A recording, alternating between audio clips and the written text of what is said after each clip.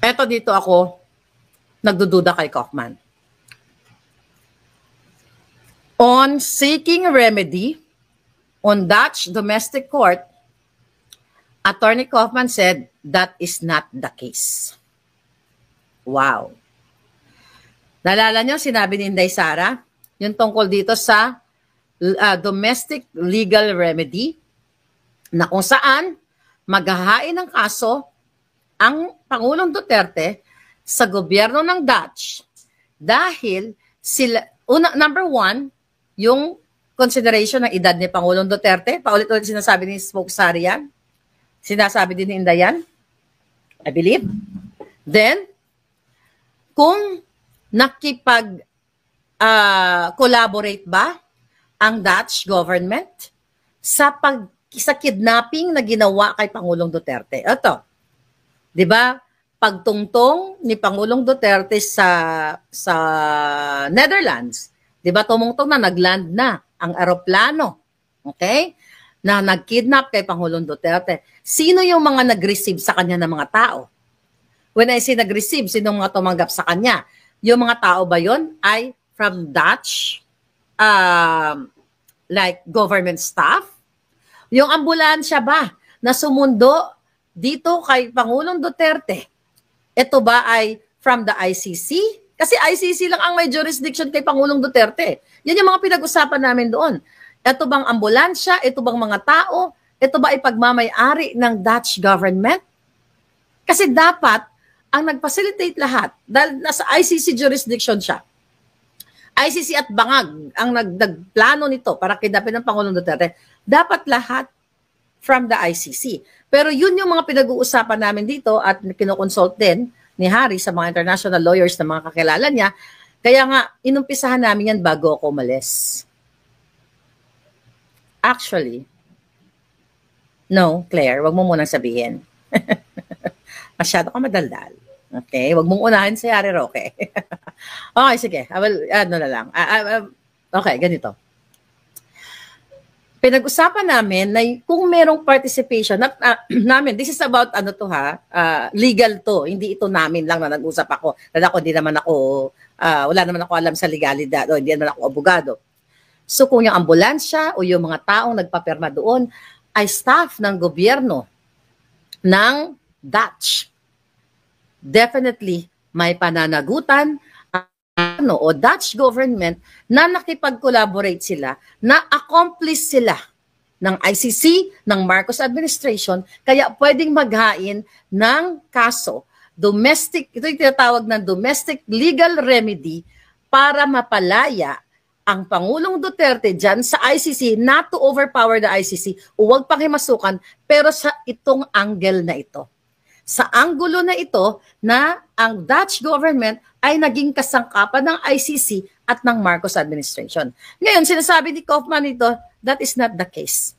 This is BS. Kaufman, kasi alam ko may ang mga abogado may mga insecurities yan. Ang sabi ni Inday Sara, I hope by this time, by now, makikita ito ni Inday at ng iba pang miyembro ng pamilya. Di ba?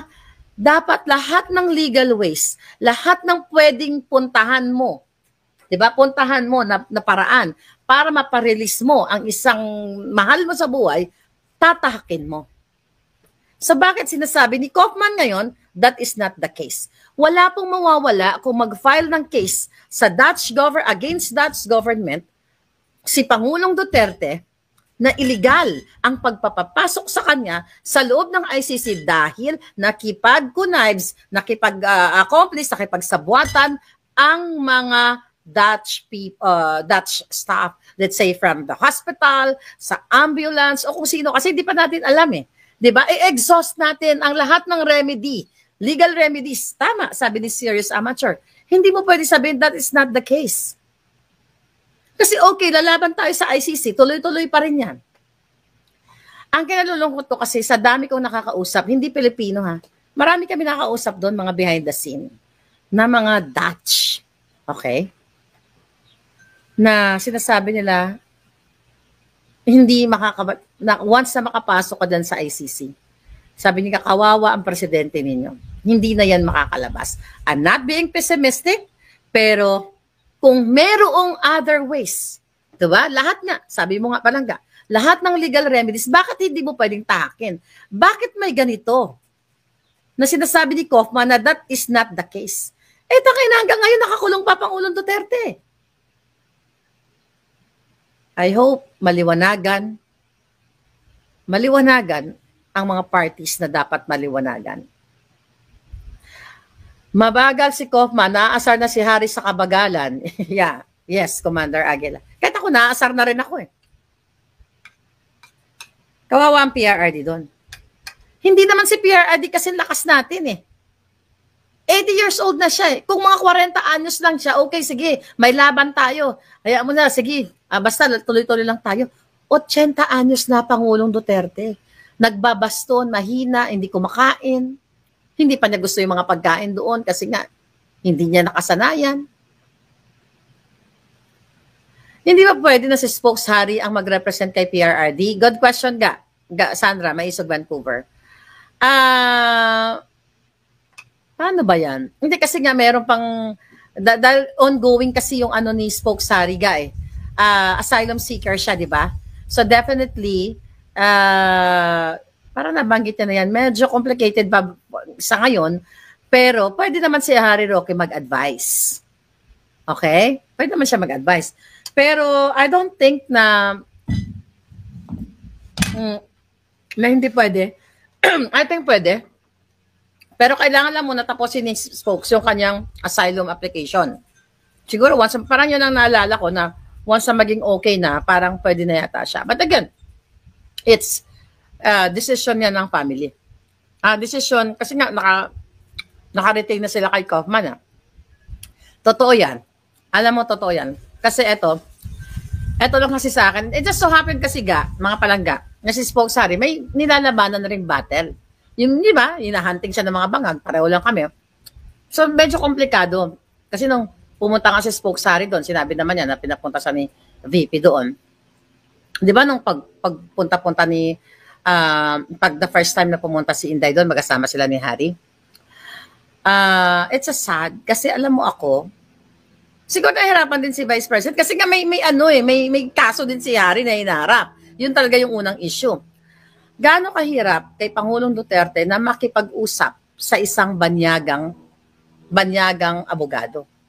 Definitely first time na yan, first time na nangyari sa kanya. Mas masarap kasi makipag-usap sa abogadong Pilipino na may trust ka. That's si Harry, spokesperson niya yan. May naging magkatrabaho sila in the past. At saka doon kasi, 'di ba? Hindi lahat ng conversation, lahat naririnig, naka-record.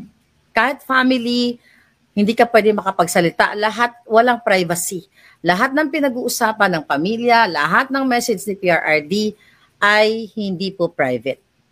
Lahat 'yon naririnig, kumbaga naka-broadcast sa buong ICC. So hindi ka talaga makakapag-discuss ng anything na parang, na secret or something na dapat within the family lang, dapat within ito lang.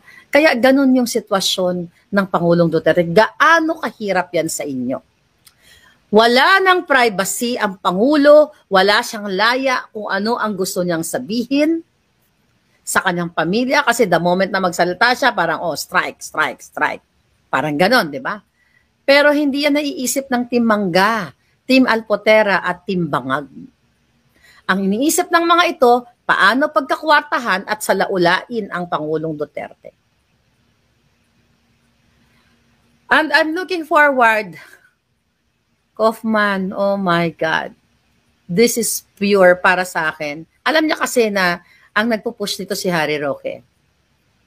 Masyado kasing insecure to si Kaufman. Yan naman yung totoo.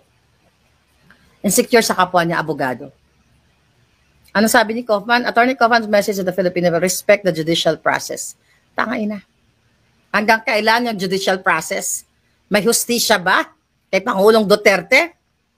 Sabi niya, a lot of gossips and allegations have been made, especially by people like Attorney Cristina Conti. We all know that already, the Dilawans. Okay? Wala na nga silang witness. Wala na nga silang mga ebidensya. O ngayon, ang bottom line dito, ano gagawin nyo kay Mangga? Ano? Ano gagawin nyo kay Mangga? Isang oras na pala tayo. Ano daw? Oh, okay. Basahin natin to. Ano sabi ni Kaufman?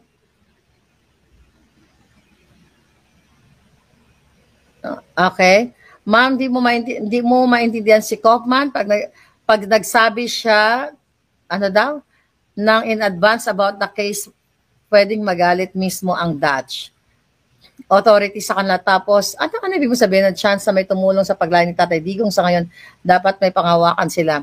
Ang mga ganyan kaso after pagkapanalo or ma-open na ganyan. No, you don't know what you're talking about, darling. Okay? Sino ka? Hans, you don't know what you're talking about. You don't know what I know. Wala ka dun eh. I wish I can tell you. I can tell you all kung ano yung witness ko. Di mo alam. Walang masama kung magkaroon ng another remedy. Walang ma-jeopardize doon, darling. Okay? Magpapile ka lang naman ng case eh. Okay? Doon sa Dutch government. Ano masama doon? Anong advance? Whatever. Okay? Mali ka doon, Palangga. Of course, hindi naman lahat ng kaso, tama ka naman doon kung yun ang ibig mong sabihin. Nang sasabihin ni Kaufman, ganyan. Ang topic kasi natin dito, yung sinasabi niya na on seeking remedy on Dutch domestic court, sabi niya that is not the case. Kumbaga, kinlose niya na. Ba't may ko-close? That is not the case. Ano yung case? Yung madelay si Pangulong Duterte? Na nakakulong? I hope mali ako. Lord, sana mali ako. Sa mga naisip kong possible na mangyari. Ayoko na lang sabihin. Pinagdasal ko na sana mali itong mga pwedeng mangyari. Bakit nanalo yun si Mangga? But it's a beautiful day, darling. Alam mo, malungkot na naman tayo dahil siyempre ang Pangulong Duterte nandoon pa rin. Ano? Amy is helping Duterte sa case. Hoy, Steve Ablang. Okay? Ang topic na natin dito, 3 months na wala pang Senate report sa website. Di ba nagreklamo din si Kaufman? Hi, Josephine Maghari. No wonder, when he was interviewed recently, hindi ko siya pinapanood eh. I can see his face is not true what he's saying. I hope mali si Maharlika. I hope lahat ng alam namin, lahat ng alam ko ay mali. Pinagdasal ko lang at tama lahat si Kaufman. I hope si Kaufman ay mapalaya niya ang Pangulong Duterte dahil sa kanyang galing at pakikipag-alyansa kay Amy Marcos. I hope mali lang ako. Kung yan ang tama na may palabas sila ang Pangulong Duterte, edi okay. Very good. Pero kung pipigilan mo ang another remedy para, kumbaga may panabago kang bala eh, na pwedeng ito, pag nag-fail ka sa isa, may plan A, B, C, D, E, F, G ka. Yun lang naman yun. Pero parang right there and then, sinara niya na eh. That is not the case. Boom. Yun ang pagkakaintindi ko. Mali ba yung pagkakaintindi ko? Yeah? Palangga Aryo, mali ba yung pagkakaintindi ko?